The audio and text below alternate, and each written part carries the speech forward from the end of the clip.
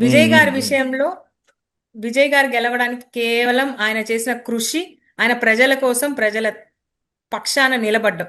పవన్ కళ్యాణ్ గారు కూడా ఇప్పటికైనా డ్యామేజ్ కంట్రోల్ కిందనో ఫ్యూచర్ పాలిటిక్స్ గురించి అయినా ఆలోచించి ప్రజల కోసం పనిచేయండి.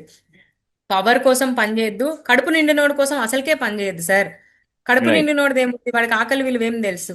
హ్మ్. కాబట్టి హ్మ్. మీరు హ్మ్. ప్రజల పక్షాన మీరు ఏదైతే జనసేన ఓపెనింగ్ స్టేట్మెంట్ ఇచ్చారో, కులాలకు అతీతంగా జనాల హ్మ్. పక్షాన ప్రశ్నిస్తామని మీ మెయిన్ ఏవైతే ఇచ్చారో అవి గనక మీరు పాటిస్తే ఆ స్ట్రెస్ ఉండదు.